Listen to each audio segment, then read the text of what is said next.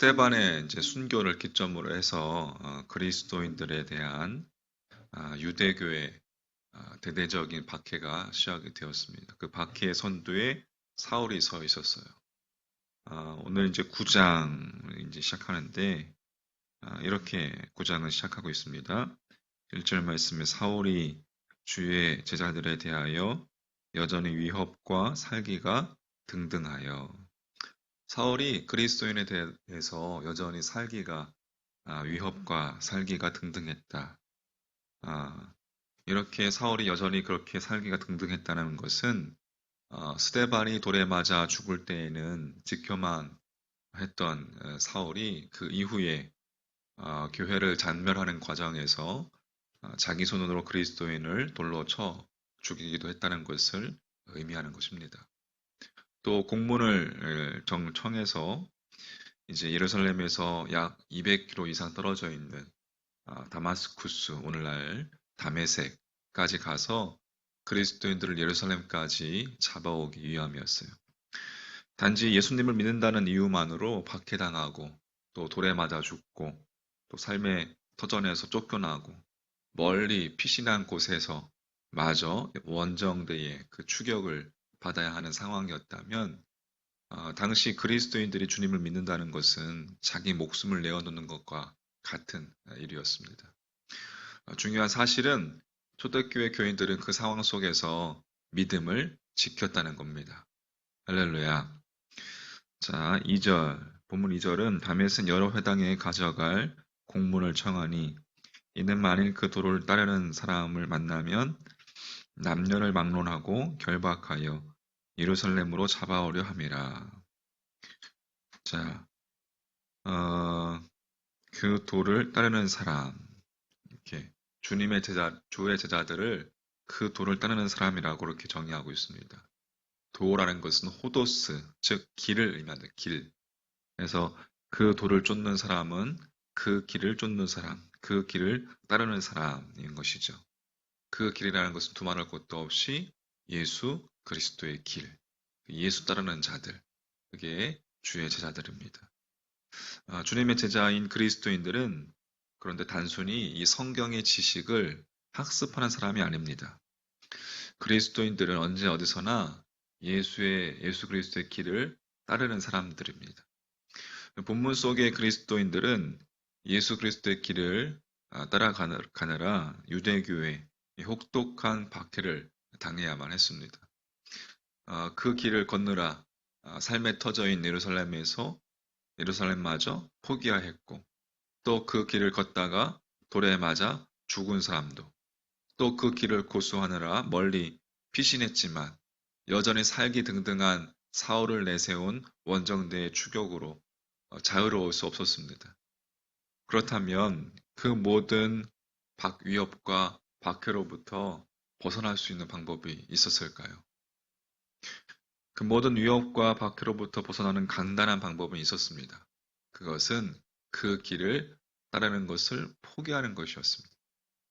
그 길을 버리기만 하면 삶의 터전을 떠날 필요도 없고 늘 죽음의 위험으로부터 정정긍긍하며 살 필요도 없었습니다. 세상 사람들이 볼 때 한심하고 왜 바보같이 그 길을 따라가느냐고 하지 않았겠습니까? 그럼에도 불구하고 그리스도인들은 그 길을, 예수 그리스도의 그 길을 포기하지 않았습니다. 어떻게 죽음의 위협과 위험 속에서도 그것이 가능할 수 있었을까요? 그것은 그 길만이 오직 예수 그리스도의 길을 통해서만이 영원하신 하나님께, 영원한 하나님의 나라에 이르게 된다는 것을 흔들리지 않는 믿음, 흔들리지 않고 믿는 확신, 그것이 있었기 때문에 그렇습니다. 예수 그리스도에 대한 믿음으로 인함이었죠. 내가 곧 길이요 진리요 생명이니 나로 말미암지 않고는 아버지께로 올 자가 없느니라. 그들은 예수 그리스도의 길이 곧 진리의 길이고 생명의 길이라는 사실, 말씀이 육신을 입고 이 땅에 오신 분이 예수 그리스도이시기에 그 예수 그리스도의 길은 진리의 길이라는 것을 믿었습니다.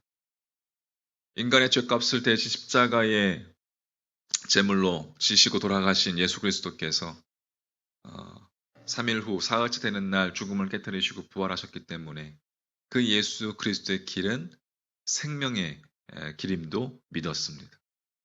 그러므로 진리의 길이요 생명의 길인 예수 그리스도의 그 길을 통해서만 하나님 아버지께 이르게 된다는 것을 그들은 확신하였어요.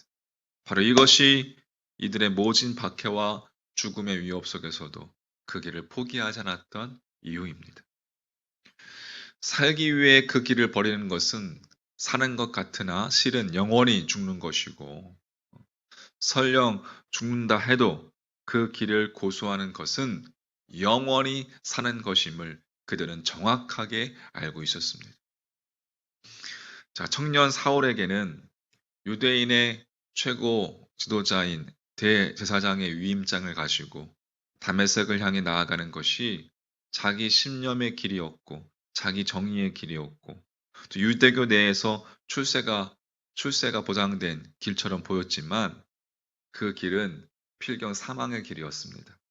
그러나 그 죽음의 길에서 주님의 부르심을 받은 후에 그는 죽을 때까지 처음처럼 예수 그리스도의 길을 따라갔습니다. 그 길을 걷는 과정에서 세상으로부터 미련하다, 조롱하다, 비판받고 온갖 박해를 당하다가 끝내 순교하면서까지 그 길을 포기하지 않았습니다. 예수 그리스도의 길은 진리의 길, 생명의 길이기에 오직 그 길을 통해서만 영원하신 하나님, 영원한 하나님 나라에 이르게 된다는 것을 그 또한 바울 또한 확신했기 때문에 그렇습니다.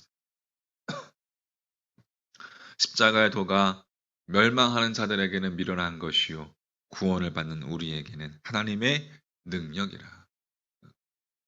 할렐루야. 그렇게 그가 믿었던 대로 바울은 예수 그리스도의 길 위에서 하나님의 능력에 의해서 영원한 사도 바울이 되었습니다. 자, 오늘 말씀을 적용한다면 우리도 우리의 시선이 길과 진리요 생명이신 주님 앞에서 흔들리지 않기를 간절히 소망합니다. 오직 예수 그리스도의 그 길을 통해서만 하나님 나라에 이룰 수 있다는 것을 확신하며 오늘도 우리를 구원한 십자가의 능력으로 영원한 생명과 기쁨을 누리는 여러분 그렇게 승리한 하루가 되시기를 간절히 소망합니다. 그 길, 호도스, 그 길 위에서 예수 그리스도의 길 위에서 의 도를 따르는 자, 예수 그리스도를 따르는 자, 예수 따라가는 성도들 다 되시기를 주님의 이름으로 간절히 축원합니다. 아멘.